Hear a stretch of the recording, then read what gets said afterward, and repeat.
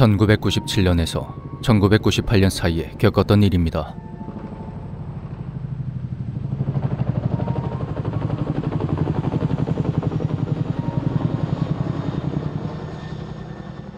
지금은 이름이 바뀌었는데 당시 제가 복무했던 부대는 블랙호크로 UH-60 헬기를 운용하던 육군 항공단이었습니다. 제가 복무할 무렵에 부대에서 헬기 추락사고가 몇 번 있었는데 그 중에 어떤 추락사고가 일어난 이후 기묘한 일을 겪게 되었죠. 당시 사건 기록이나 기사로도 보도가 된 걸로 알고 있는데요. 부대는 육군 소속이지만 병력 수송용 헬기를 주력으로 운영했던 만큼 간부와 사병의 비율이 50대 50에 가까울 정도로 간부가 많았습니다. 사병의 절대적인 숫자가 적다 보니 하루에 경계 근무를 여러 번 나가기도 했고 운이 없으면 이교대로 들어가는 말뚝 근무도 심심치 않게 잡히곤 했습니다. 상황실에 근무했던 저는 평소에는 경계 근무를 서지 않았지만 대규모 작전 등으로 부대의 인력이 모자라면 빈자리를 채우기 위해 초소 경계 근무에 끌려가곤 했죠. 그러던 어느 날 대규모로 진행된 야간 헬기 작전에서 부대 소속 헬기 한 대가 추락하는 사고가 일어났습니다. 안타깝게도 헬기가 추락하면 조종사와 승무원은 10중팔구 유명을 달리하는데요. 그날은 기적적으로 탑승자의 절반이 생존했습니다. 사고 조사에 따르면 정 조종사가 헬기 추락 직전까지 조종관을 돌려 자신이 탑승한 쪽으로 헬기를 기울였다고 하더군요. 덕분에 반대편에 타고 있던 부조종사와 승무원은 큰 부상에도 불구하고 생존할 수가 있었던 거죠. 낙하산으로 탈출할 수 있지 않나 그런 의문을 가질 수 있는데요. 야간에 조공전술 비행 도중 고압선에 걸리게 되면 낙하산을 펼 시간조차 없이 추락하게 됩니다. 그래서 작전 개시 전 고압선의 배치와 송전탑 위치를 필수로 숙지해야 하죠.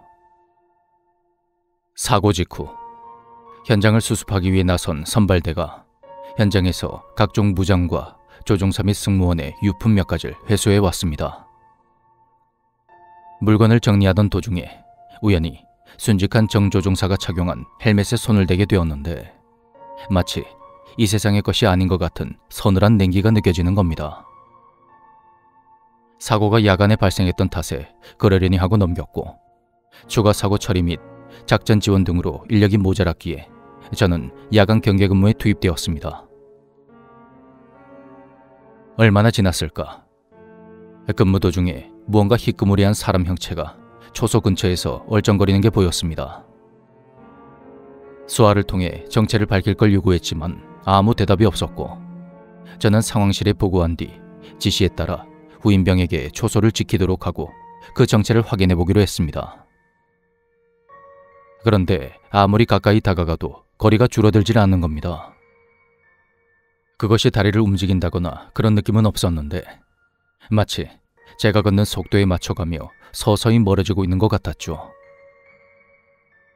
그렇게 약 1km 거리를 추격 아닌 추격을 하다가 연병장에 도착했는데 그 순간 의문의 사람 형체가 연병장을 쏜살같이 뛰어가더니 이내 사라져버리는 겁니다. 그 형체가 사라지기 직전에 제가 확인한 것은 그가 입고 있던 부대 축구복과 등번호뿐이었습니다. 다시 상황실에 보고를 했지만 당연히 피로나 수면 부족으로 헛것을 본 걸로 치부되어 유야무야 넘어갔죠. 사실 부대 내에 활주로가 있다 보니 가끔 아지랑이나 신기루 같은 게 보이는 일도 종종 있었으니까요. 또 대형 추락 사고가 일어난 직후라 모두 이런 일에 신경 쓸 여유도 없기도 했습니다. 사고 수습으로 며칠을 정신없이 보낸 후 부대 내 분위기 쇄신 차원에서 축구 시합이 열렸습니다. 멍하니 경기를 지켜보던 저는 며칠 전 봤던 무언가를 떠올리며 할 말을 잃었습니다. 며칠 전에 봤던 의문의 형체가 입고 있던 축구복의 등번호가 바로 사고로 순직한 조종사의 축구복 등번호였던 겁니다. 저는 등골이 오싹한 느낌을 애써 무시하며 경계 근무 당시 상황실에 있던 간부를 찾아갔습니다.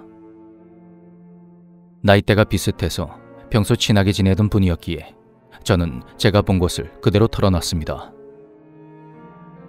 제 이야기를 들은 간부 역시 얼굴이 새파래졌고 우리는 순직한 조종사 유품을 추가 수습할 겸 직접 확인해 보기로 했습니다.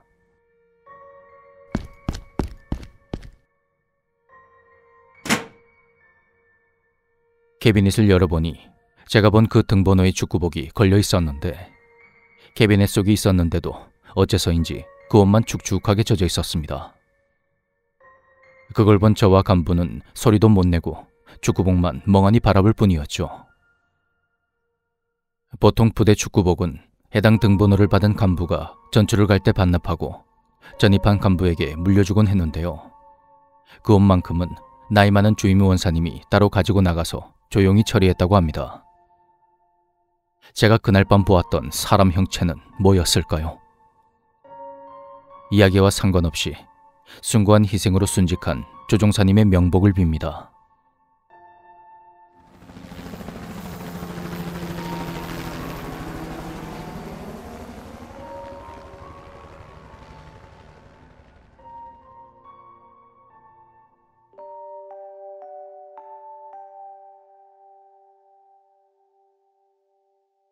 이건 꽤 오래전에 있었던 일인데요.